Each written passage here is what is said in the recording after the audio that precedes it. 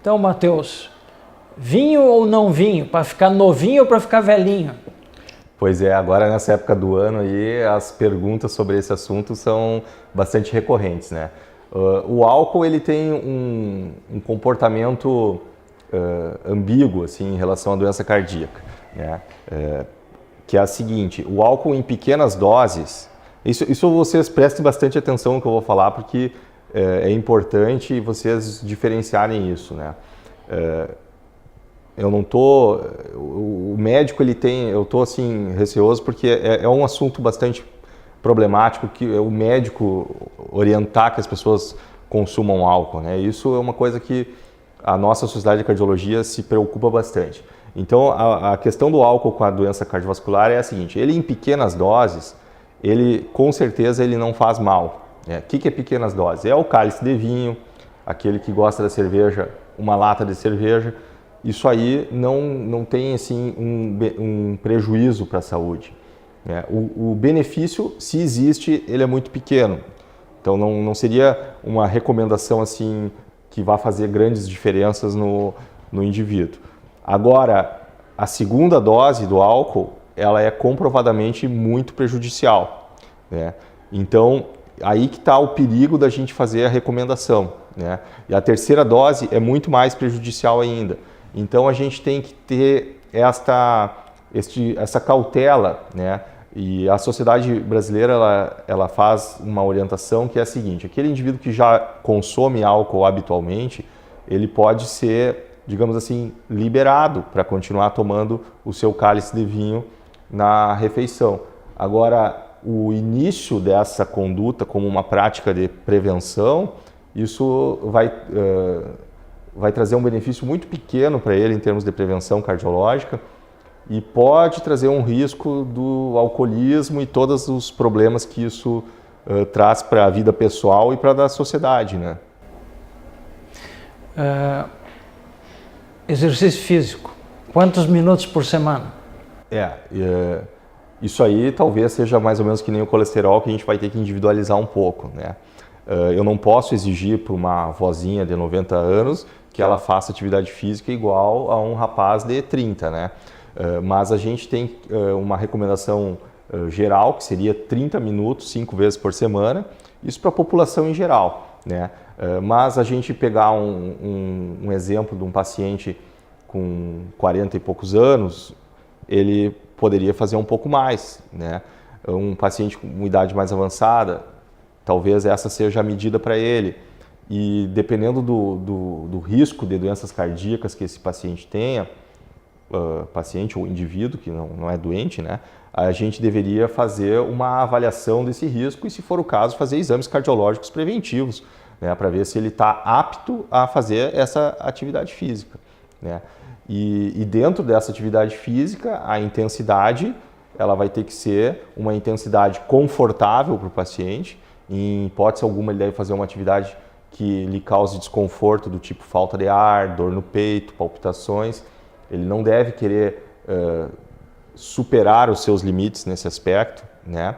E sempre que ele apresentar algum tipo de sintomas como esse que eu falei, ele deveria procurar o seu médico, relatar o que está sentindo e o seu médico fazer uma avaliação para descartar qualquer tipo de problema que possa estar dando avisos para essa pessoa através do esforço físico, né?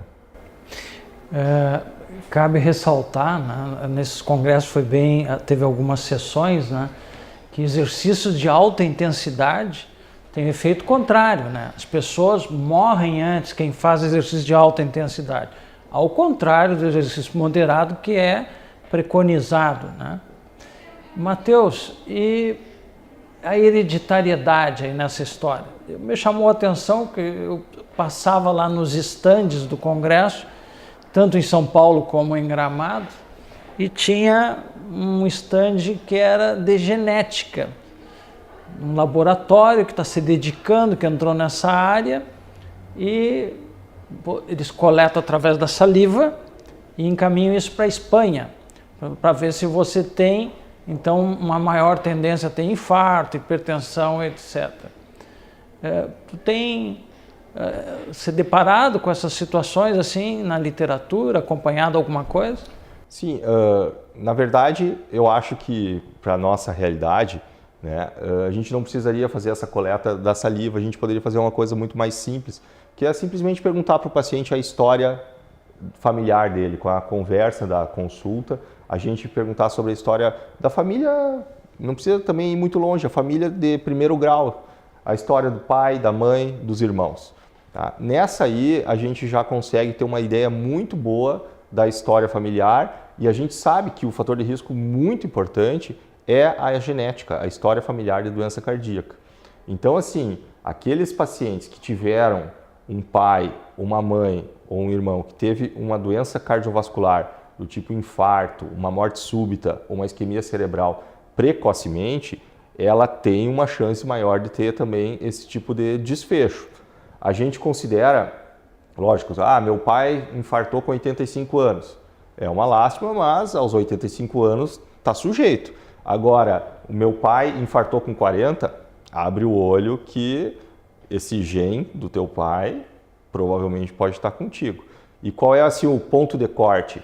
É o seguinte, familiares de primeiro grau, homens que tiveram um infarto, uma isquemia cerebral ou um episódio de morte súbita antes dos 55, ou então mulheres, mães, irmãs que tiveram um infarto, uma isquemia cerebral, uma morte súbita antes dos 65, a gente considera como sendo um evento cardiológico ou cardiovascular precoce.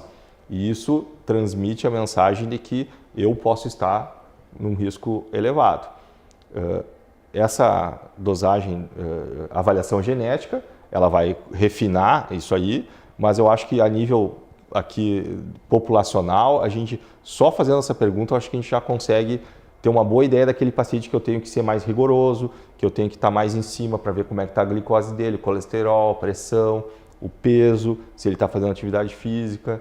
Eu acho que aí a gente já consegue ter uma boa triagem de quem a gente tem que ser mais rigoroso, em quem que a gente tem que pegar mais no pé. Ou seja, os médicos têm que serem médicos e a relação médico-paciente é fundamental, né? Então a gente está falando em exames sofisticados, isso vem refinar, né? E hoje estamos numa época de grande tecnologia, né? Que nós temos ferramentas que nos ajudam, mas aquele beabá lá do início, de saber conversar, saber ouvir o paciente é fundamental. Doutor Matheus, estamos chegando ao final do programa e eu deixaria a palavra para tuas considerações finais. Bom, eu gostaria de agradecer a oportunidade de falar contigo e falar com a população aqui de Santa Maria e passar a mensagem de que a gente tem que investir na prevenção, que é este o momento em que nós temos os melhores resultados.